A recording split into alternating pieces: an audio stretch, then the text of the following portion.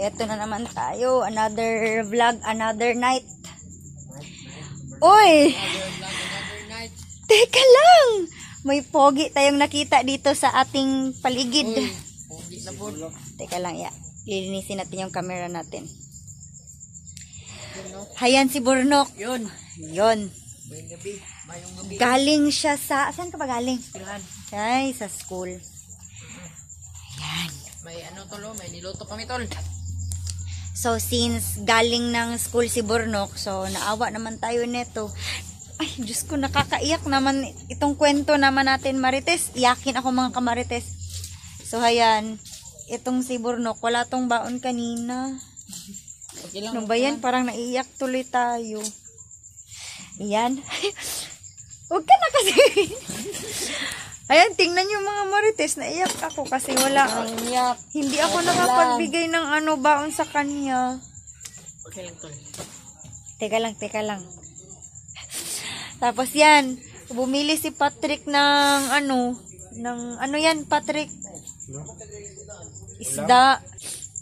Ayan, nagluto yung inasal na, nasal, inihaw lang na Marites, isda. Hindi, ganina, kasi mayroong nagpasakin na ba, nagpatulong ng ano yan?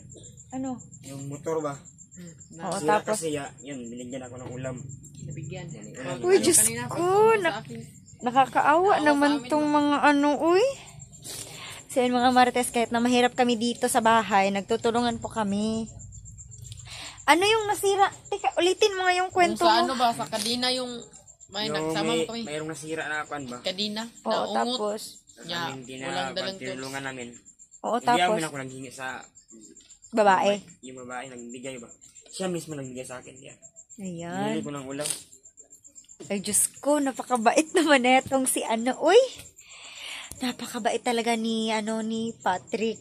Tapos, ayan, nakukonsensya tayo mga Marites kasi hindi ako nakapagbigay ng allowance kay, ni Burnok.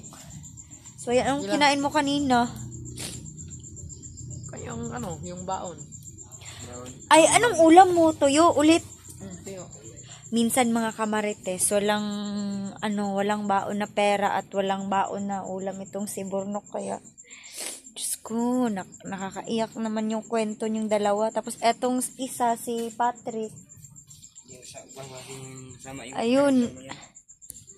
Kasi tinamahan ko ng Magbisaya muna tayo, Bi. tinamahan siya ako ng kwan, yung trangkaso. Kung hindi naka-sideline itong si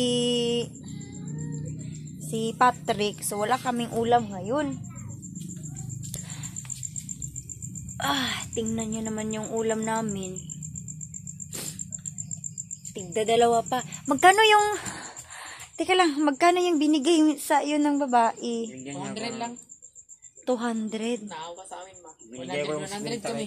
Binigay ko kay Sinwinta, pangbaon niya bukas. So ngayon may pangbaon na si Burnok natin tomorrow. Kahit Yay! wala akong mapabasa. Oo. Ay! Ayan, talagang napakabait. Yung Sinwinta na bigyan sa iyo, baka mo bukas yan. Paano Kaya yan? bukas, makahanap din ako ng baka mayroong siraan pa doon sa kwan. Asada. Doon na tulungan, hindi naman tayong pira. Kung hindi tayo maghingi sila magbigay sa atin. Parang naantig naman tayo sa kwento ni Patrick. Ba't parang naiyak ka, Patrick? Hindi mo ba alam, Patrick, na Ang ulo ngayon, walang kwan. masakit na yung ulo niya kasi wala siyang naibigay na baon kaninang umaga kay Burnok.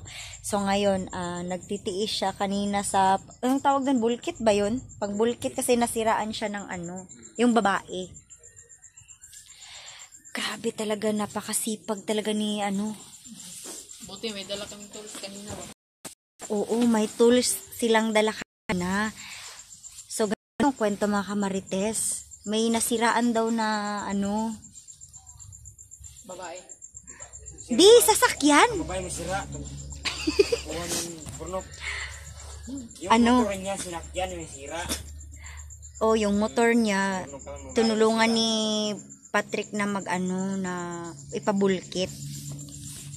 So, kaya hayon, nabigyan ng 200 pesos itong si Patrick. So, hayon, binigyan ng kalahati sa 200 itong si Burno kasi naawa siya kasi palagi na lang na walang baon at ulam itong si Burnok. So, Burnok, hindi ka ba nagutom? Kain ko lang yung baon. Ano? Baon ko. Anong ulam mo? Yung ulam na niluto ni nanay na tuyo. Yun lang yung nadala ko. Paano ba yan? Okay lang Wala ka naman ng nutrients. Hindi yan okay kasi hindi talaga yan okay. Kasi galing ako sa ano tawag nito, magbisaya na lang ako be. Nakaagi na sad ko nga time nga nag-eskwela ko na walang baon. Kaya alam ko yung feeling na kung walang ulam o pera man lang. Kahit may barya ka kanina? Binigyan mo mag-Patrick ng 20 pesos. 20 pesos tapos yung pamasahe dyan sa 10 pesos. Ano ba yan? Ang grabing problema ko mga kamarites kasi yakin po talaga tayo mga kamarites. Madali lang po tayong maawa sa mga bata na katulad ni Burnok. Ayan, ayusin mo yung pag-aaral mo, Burnok. Kasi yun lang yung kayamanan na maibigay sa'yo ng mama mo. Grabe tong si Patrick, nakapag-sideline pa kanina. Di nyo ba alam mga kamarites, pag uwi ni Patrick dito kanina, nagdala siya ng isda at naulanan siya. So, paano yan, Burnok? Wala pa akong perang maibigay sa'yo. Okay lang po. May 50 pesos ka naman dyan. May babayaran pa naman doon. May project ka? Maraming project eh. Pero okay lang naman. May sinabi man ako sa namin advisor. Ano may sinabi mo? Na wala pa kang allowance. So, hindi nyo ba alam mga kamarites na sumasideline yan si Burnok sa, anong tawag niyang basakan yan? Anong tawag ng Tagalog ng basakan? Palayan. So, hindi nyo ba alam mga kamarites na kapag Sabado at Linggo, sumasideline din itong si Burnok sa basakan.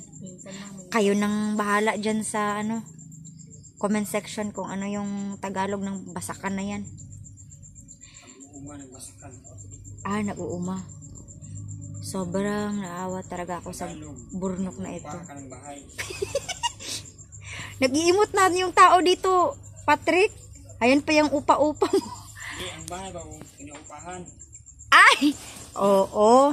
Iba kasi yung meaning ng upa dito sa Bisaya at Tagalog. Kaya ako natawa. So, ayan.